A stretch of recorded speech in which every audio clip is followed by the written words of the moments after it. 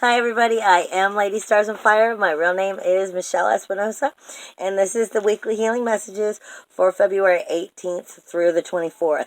Yes, if you've watched the videos before, you hear that I'm a little bit sick right now. I do apologize for getting the videos out late. Because I'm sick, I spent the whole day at the doctor. So every once in a while, yes, you do still, the shaman needs to visit the doctor too from time to time. Can't put it any other way. And I do apologize for last week not putting the video out, but I was finishing my last exams, my final exams for my level 3 shamanism, which is what makes me a certified shaman. So I had to step back and, do me a little bit. And that's part of what this healing messages is about, in a way. And that's why I'm kind of telling you it. Because we got to remember,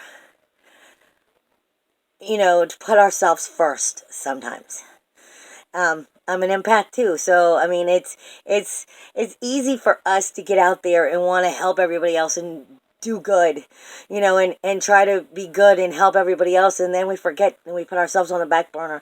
And if you don't make sure that you stay a priority, then you won't. And that's what this is about. As I move into this week, those who do follow me know I often give the rune cast for the week. But I didn't even pull out the runes this week. Like I said, I'm still a little under the weather. So I didn't go looking for that. I pulled out the astrology, and I just am going to give you what Spirit is giving me to pass on for this week. But I do apologize. And if I start feeling better, I'll do a rune cast, and then I'll post it out on social media. This moment, though, I don't have one. Spirit, though, is telling me this week, they're telling me a lot of things to pass on. There's a lot of things that are coming together in a way that, so that I know when I'm trying to direct to you. It's the way that Spirit communicates with me. Because I'm getting cleanse your memory. Cleanse your memory. But I feel, like your memory bank of, like everything that you hold on to. I get the feeling of, yesterday was heavy. So put it down. I'm redirected by Spirit back to Egypt and the weighing of the heart. And you didn't get to go to, I don't remember their name for heaven, so to speak, in Egyptian mythology and Egyptian religion. But the idea was that there was the ceremony of weighing your heart against a feather. A feather is light, honey. And if your heart is heavier than the feather, then you do not get to go to the other side. You do not get to go to heaven, more or less. And the idea here is, just like I was just saying, yesterday is heavy. If you keep everything that makes you heavy on you and in you, and part of your aura and part of your soul and part of your memory and your mind and your thinking, then you are heavy. How are you ever going to have a life that's light as a feather? I get the Mickey Mouse from way, way back in the day of nobody bothers me feeling. And this is what you have to have. You have to get into that, my heart, my life, my soul is more important to me than to hold on to all that bad shit, all that stressful shit, all that stuff that just was weighing you down. You have to let go of it. And it fits perfectly with the full moon that's coming in technically tomorrow on the 19th. And that is not just a full moon in Virgo. It's going from a void of course in the early evening from Leo into Virgo. So it's going to have both energies in this full moon. Even though in the evening, the later part of the evening, it's all Virgo. But the daytime and into the evening is still Leo with the void of course to that Virgo. So it's on the cusp. Now, before I get any deeper into that, another way the Spirit is telling me about, letting that go is Spirit. I'm sorry, Spirit and me have a really weird way of communicating because I don't always hear them so well. Sounds like that a lot to me. So they have to put images in my third eye, or they are constantly putting smells in my nose and stuff like that. And if you're not getting what I'm saying about the light as a feather thing, over this last month, before Chiron moved out of Pisces, and now the sun has moved in. So they happen the same day, today on the 18th. But I'll get into that in the astrology in just a minute. Like I said, I'm sorry, I'm really congested. What I'm getting is Chiron was moving through that universal 12th house, and all those skeletons have been coming up out of the closet, all of our secrets and our hidden denials and our hidden darknesses, so that we have to bring healing to them, basically. In a form, it's a way of saying, we as humans have been working really, really hard. We've been really active. We've really been, exercising in a way. But Spirit says, smells like a lot of body odor. Cleanse the body odor. All of that sweat that you've been pulling up and out of you, cleanse it off. All of that, those skeletons that you've been, pulling out of the closet, all of the denials that have been rising to the surface, all of that, Chiron is now moved out of, Pisces, and the sun has moved in, and it's taking a whole, is it Pisces? I don't know, I'll double check when I get to my paperwork. It's taken a whole new move, and Chiron is starting a brand new cycle, and I do apologize because I missed orbit a couple orbits when I was sending out all of that information about Chiron moving. I kept saying it was a 200-year cycle, and yes, I admit I was wrong. It's actually a 50-year cycle, but the energies are still the same. It is still redirecting everything for the rest of your life, unless you're going to be, you're very young and you're coming into where you'll be older than 50, and then we'll be talking about those ages.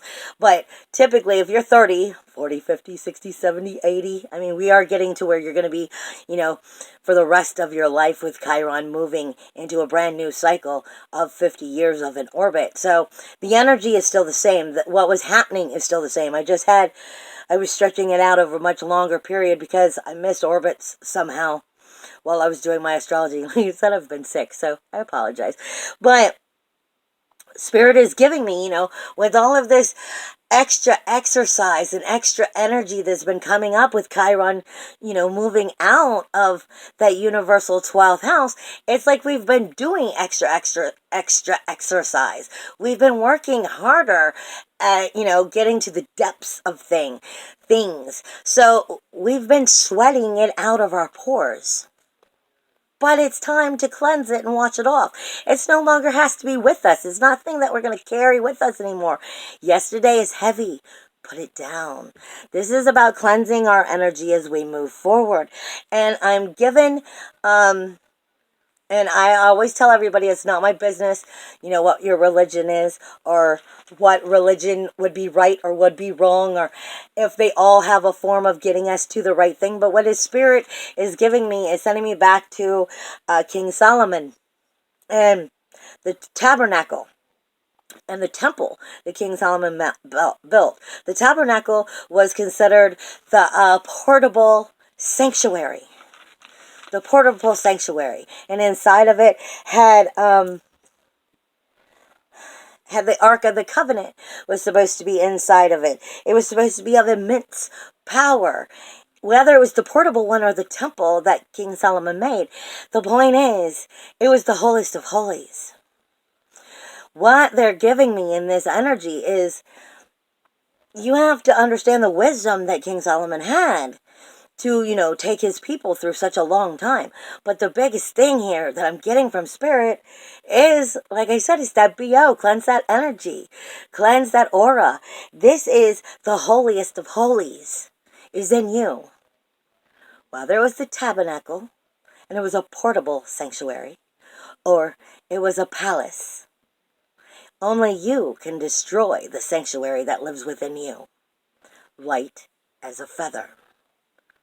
Are you destroying the sanctuary, the temple that is within you, because you're not light as a feather and you're holding on to all of that energy that was risen. It's time to release it and let it go. Full moon.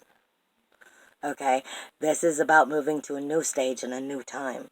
So this also speaks to us of Jacob's ladder too. And like I'm going into this because this is the way they make my mind think, so that I know how to talk to you. Jacob's ladder was supposed to be the angels that were ascending and descending, going up and coming down. Are you destroying or creating the holiest of holies, the sanctuary within you? Only you have the power to create it or destroy it, to find it and believe in it and move into those higher dimensions, or to get yourself slammed into the third. This is what I'm being told.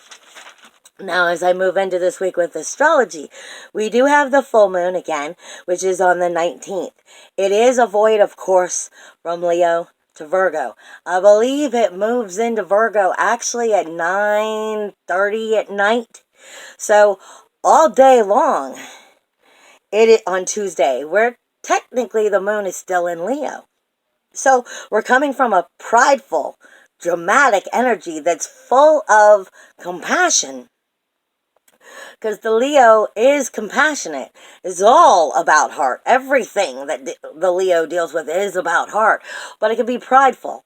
And it can be incredibly dramatic, melodramatic, more or less, in all ways. So it can get very emotional in all ways. And then we're going to be shifting that into Virgo. This is a full moon. So this does have to do with release, surrender, let go, because you should be at your power. And if you're allowing things to weigh you down, you are not where you're supposed to be, or you're keeping yourself from being where you're supposed to be, because you're allowing the shit that's weighing you down, all that stuff that sifted to the surface, was meant to be released, to let go of, so that you heal and move forward. You don't want to carry it into this new cycle. So as we go from this full moon energy of release, surrender, and let go, we're going from that prideful energy. We're going from that dramatic energy. And we're moving it into Virgo energy, which is more detail-oriented. It's troubleshooting. It is helpful, and it is health-oriented. But I call Virgo the lie detector. It's like, well, it's the organizer. It's like, if we did it this way and we moved this over here and we fixed this, then everything would work. But the reason it doesn't work is because of this, and this should be over here, and that's what I mean. The lie detector sees through the bullshit and starts to put things in the proper order, including our health. So this is a very powerful full moon, moving us into everything that's coming towards us for the next, this is the beginning as we move forward. But it is teaching us how we need to go about releasing everything that Chiron just shifted up, and helping us to make the dust settle so that we actually put it to peace, but we didn't bury it back again into the back of our closets. We actually let the stuff go, surrendered it, and put it to peace. It's not like we're going to find it in the back of the closet all dusty and hidden again. This is the point here.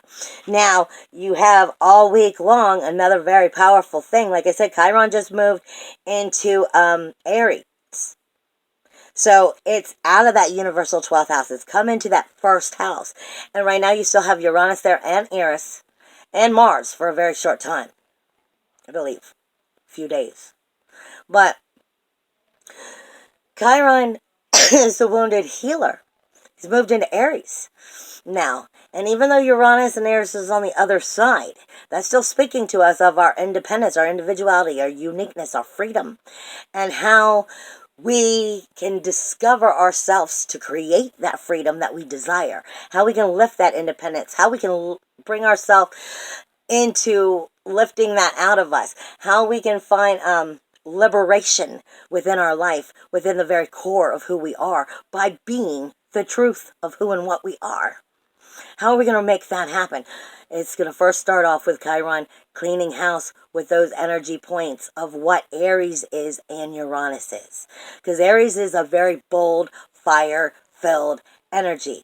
It is It's brave. It's a brave spot to start new beginnings. But Aries also gets bored really quick. I got this great idea. We're gonna go after this, and I'm all ready to go, go, go. And now I'm just a little bit tired. I don't feel like doing all that. That is what Aries starts out with.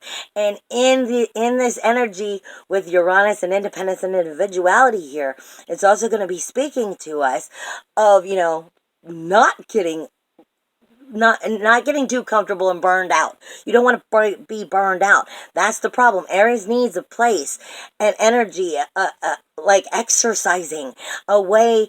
Maybe that also has to do with the BO smell that I'm getting. It needs an outlet for it to be able to let out what it is trying to build, what it's trying to speak about. It's also ruled by Mars. So it is, it is sexual energy. It is passion. It is action. It is aggression. It is a masculine energy in general. It also is your warrior and your inner SWAT team trying to step into how can I create something new in the way that will help me bring out that independence, individuality, and uniqueness. You need the outlet for these 3 weeks. Something that will help you let that energy out of you in a positive way so that it doesn't turn negative and it doesn't get to where it also becomes violent. Because Chiron's trying to heal the energies of what's missing. It's no longer talking about what was in this closet, all the skeletons in the closet. That is, like I said, it was going to be quicksand. That was just going to slam. That door was going to slam back shut.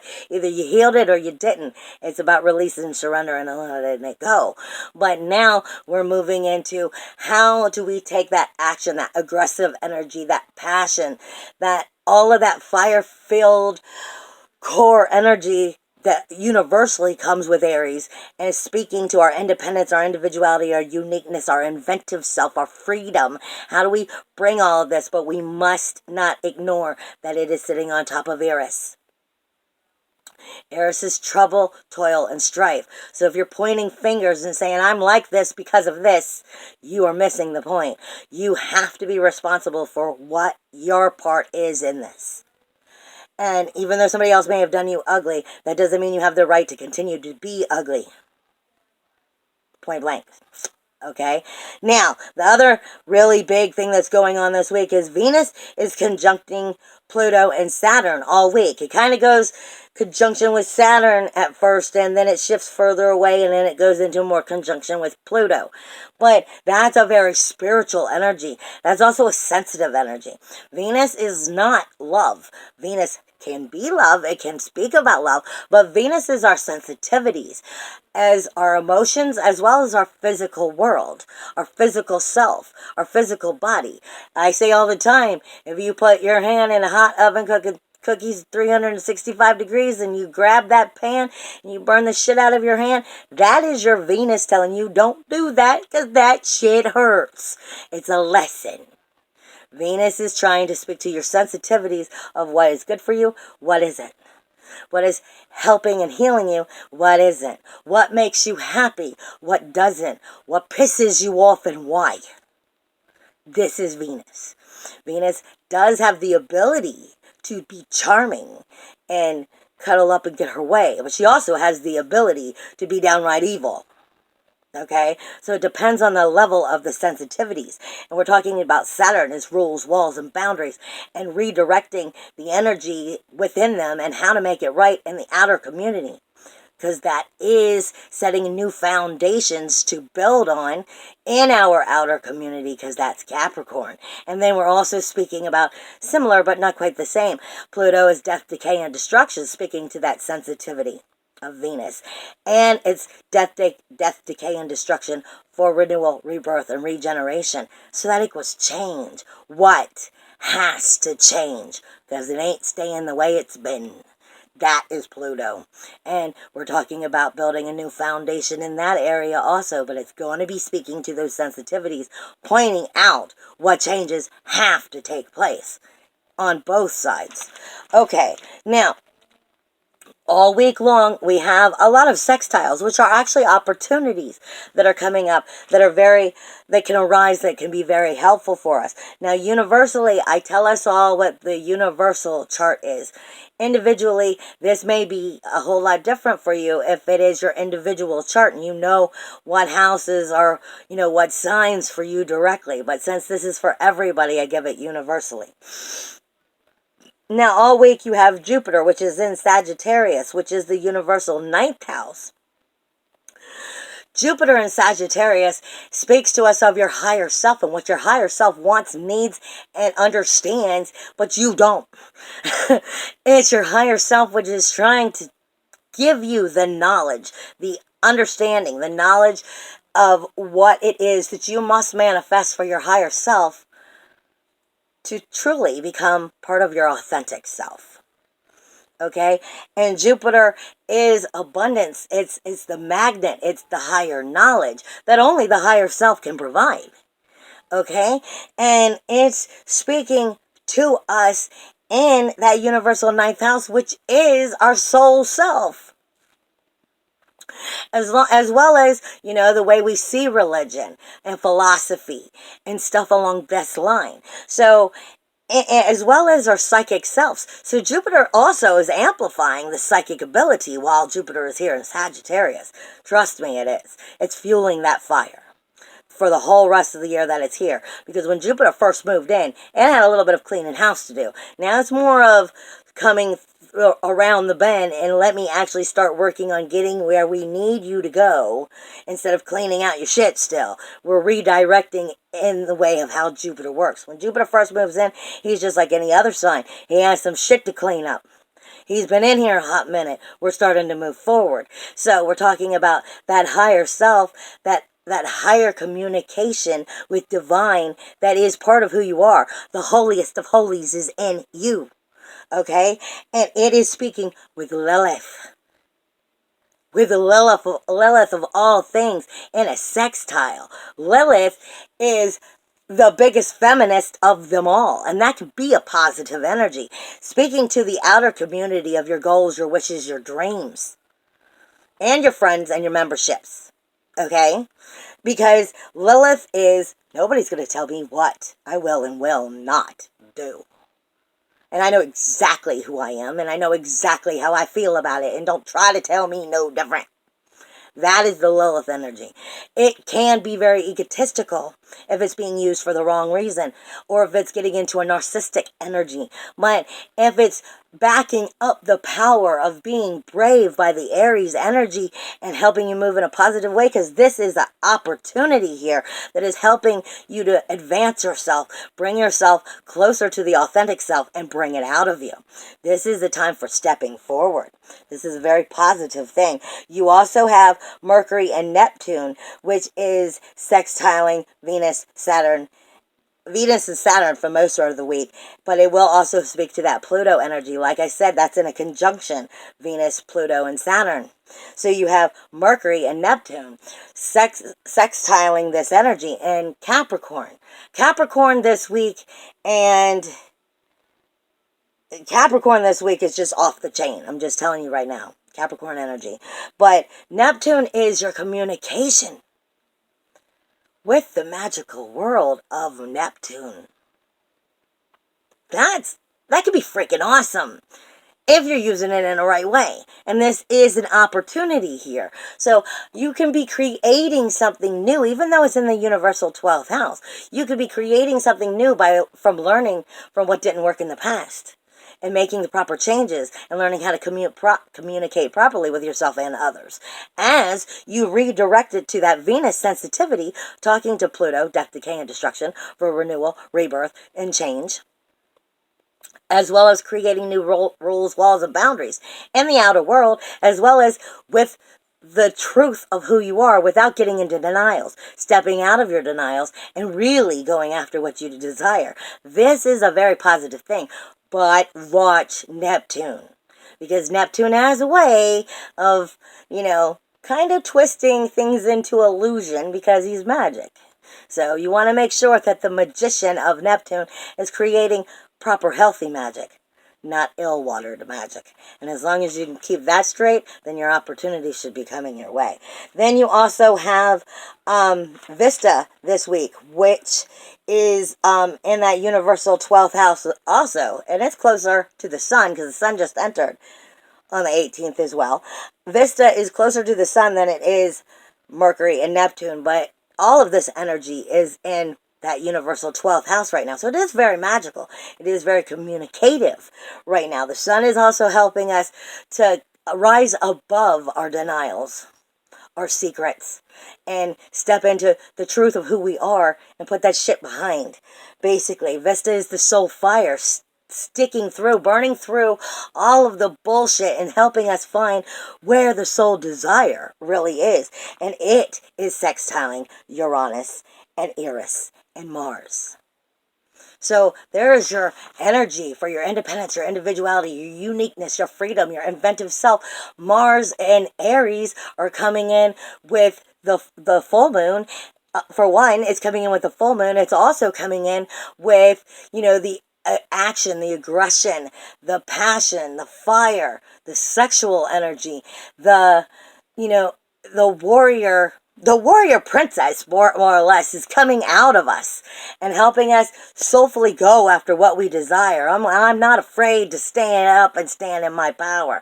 This is really helping us to, catapult us forward. As long as we're getting right with self, the holiest of holies is in you, and only you can destroy it or create it, find it or lose it, give it away or claim it back. This is what I'm saying. But we are still working through all that BO. I'm getting the smell again. Sorry. So like I said, you do need the positive ways of exercising that energy and releasing that energy, especially over the next 3 weeks. But I am being given that. Now, you do have challenges this week. You have the North Node, which is in the universal 4th house, is in opposition of Pluto, Saturn, and Venus. So the North Node is telling us what we have to have, what we have to learn, what we have to come to know in order to move forward. This is karmic self. This is karmic denials, karmic self of something that from our past, whether the past was yesterday or a past life. This is karmic self, the roots of who and what you are and why you're the way you are. Like I said, that has to do with Eris too, about pointing fingers instead of taking responsibility for our own part. Now, the North Node tells us what we have to learn in order to move forward, and it's talking about the roots of who and what we are, the karmic self itself. And it's speaking to us of stepping up to the higher power, stepping up to the better us, and moving past what didn't work in the past. Basically, there's parts of all of us that are fucking ugly, guys. There is. But that's why you're moving forward. You're learning from those mistakes. You're not trying to keep that ugliness with you. You're just admitting where you have to polish up places that aren't so pretty. And this is going to be touching sensitivities with that outer community, as well as politics, as well as jobs and careers. And, friends may even be in that this week. But this has to do with the outer community, the death, decay, and destruction for renewal, rebirth, and regeneration that has to happen in order to move forward. It's going to touch those sensitive matters of what isn't comfortable. And it's going to touch base on the rules, the walls, and the boundaries that must change, must be redirected, redesigned, because they're not working. That's why this is also hitting at that full moon. There's something that has to change, no longer works for us, and it's time to redirect and let go of what no longer serves us, because we have to redesign. Okay? It is also, like I said, squaring Uranus. It is not going to be comfortable with what Eris is saying, is pointing fingers and saying, well, I'm this way because of this. No, that's you not owning your own truth. That's you not owning your part of the responsibility within creating that independence, individuality, uniqueness, and freedom. And you won't get that freedom until you start, I wouldn't say owning it, but at least admitting it so that you can then heal it, let go of it, and move forward. If you're blaming others and pointing fingers, you're not going anywhere. You're giving yourself a block, baby. Sorry, but that's exactly what it is. Now, you also have Jupiter in Sagittarius is not getting along with Neptune and Mars. These are Neptune and Mercury.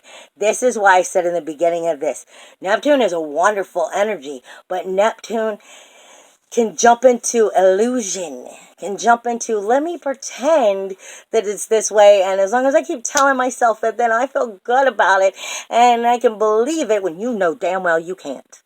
Okay? That is Neptune's crazy little magic. Neptune could create proper healing, beautiful magic and start to move you forward, but it can also get into the nostalgia and fuck with your head, basically, and that's where this is talking to Mercury, because Jupiter, the higher self, knowing what you need to do in order to move forward, is going to be touching bases on what's uncomfortable in that creating of magic. So the question here is, you've got to keep asking yourself, am I doing the same shit I always do? Am I telling myself the same shit I always do? Am I staying with what's comfortable because I always do this? Because if you are, then you're not getting the right magic. The point is, the correct magic, the ill magic should be set in front of you so that you can see, oh, I gotta shift this. Because it will be set in front of you. It's up to you to learn you can't keep going this way when you need it to go this way. Okay, that's what that is. Now, the moon this week in general is going to start off, like I said, with the full moon going into Virgo. And it is going to be, the moon itself on the 19th is in a trine with Uranus. And that is going to be sextiling the sun.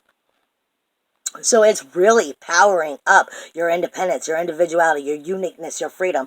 But watch the finger pointing, because that will back you up and go against you. But it is going to help bring forward that healing in that universal 12th house with the sun now. And all of that energy of the Neptune and the Vista and the Mercury that's there. So, I mean, it is definitely bringing in a positive energy that can move us in a new positive way. You just want to watch out for that Eris energy, trouble, toil, and strife, because it will mess you up every time. Now, then the moon is going to move into Libra and then Scorpio. But on Wednesday, the moon is still in Virgo. It does have a T-square on Wednesday.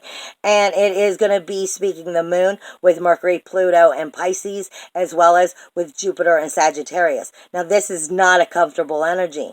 This is the 20th, the day after the full moon, or the third day of the full moon. So in Virgo, the moon is now trying to pick apart everything and see what needs to be corrected and how can I organize every single little thing about every single little thing.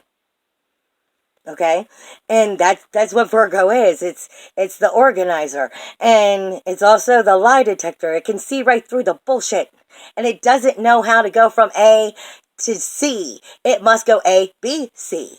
That is something about Virgo. That's just how they are. It is speaking with that universal house, that universal 12th house of of Pisces, which is where Mercury and Neptune is this week. Again, I can't state the magic here is going to be an illusion if you allow it to be, because it's a trick me up. Have I learned? Have I learned to shift?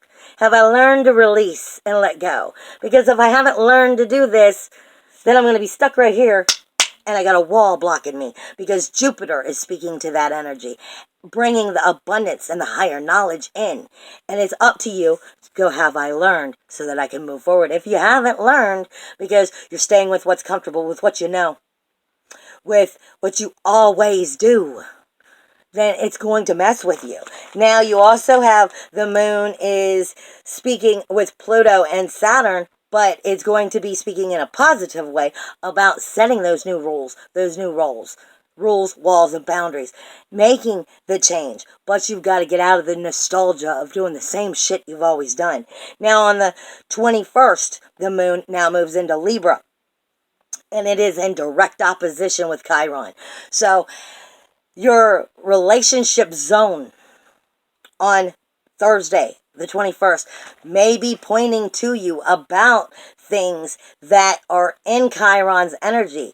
The wounded healer, the gatekeeper of wholeness. It is going to probably be bringing up something about your independence, your individuality, your uniqueness. The lack of that, the lack of the freedom, the lack of the inventive self within those relationships. Because it's going directly back over to Libra, which only wants to find some freaking balance. Can I get some freaking harmony here? That's what Libra is. Libra wants balance and Libra wants harmony, no matter what it's going to cost, even if it has to put things down and not step up. Libra will do that. Libra will work in, well, if the only way we can make balance here is, let me just let it slide a little bit. Libra does that, and that's not necessarily a good thing. You want to compromise, yes, but you don't want to compromise and you're the only one compromising. Okay? This is what I'm talking about. This is going to be in these relationships. And anything you care about, you have a relationship with, from your friends, your family, to your friends, your family, your loved ones, to your bank account. When your bank account has no money, you know about your relationship with that lack of money. Okay, on Friday, the moon is still in Libra. It is sextiling Lilith, so it is being backed up with that feminine stand up for myself energy, and ain't nobody gonna tell me no damn different. But it is squaring the rules, walls, and boundaries and the change that must happen. So stay away from your ego that day, or at least acknowledge when ego is tripping into narcissisticness. And on Saturday, the moon is in conjunction with Pallas on Saturday. It is moving into Scorpio on Saturday, which is the relationships and what they're responsible for. It is also the fertility of life, death, and rebirth. Okay? It is fertility itself. It is the mystery of life itself. That's what Scorpio is. And in that universal 8th house, it's about how do we rebuild the relationship? How do we resurrect the situation and the responsibilities in the relationships so that they're healthy and they're better? The moon is in conjunction with Pallas. Pallas is Athena, the warrior goddess. Strategic thinking, baby. She couldn't come at a better time. She is, though, in opposition with Uranus and Eris. Okay? She is definitely not getting along with your independence, your individuality, your uniqueness, and let me just point fingers at everybody for all the reasons why I'm why I am. That is the key here.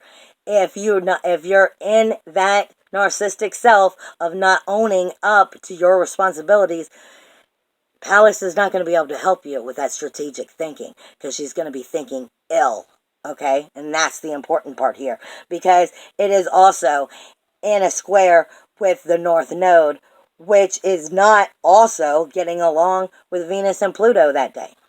Venus, Pluto, and Saturn.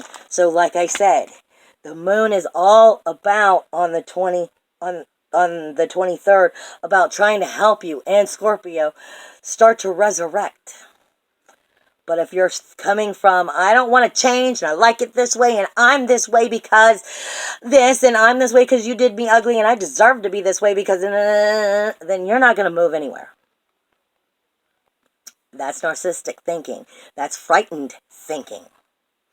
Okay? This is about resurrection. This is about change. This is about really starting to learn to thrive within these relationships. So we have to think about what has to move, what has to change, what rules, walls, and boundaries have to be shifted, even if we don't like it. What is uncomfortable? Why is it uncomfortable? Get to the root of that, and then step into our soul self and what truly is best. If you're in that if you're in the authentic soul self, it will help you. But if you're coming to Libra and Pallas in the moon, in Scorpio, oversensitive for all of the dramatic wrong reasons, Pallas is not going to be able to help you use strategic thinking in a positive way. She's going to help you create some serious dark stuff. So make sure you stay positive so you don't screw yourself over. I love you. Bye, everybody.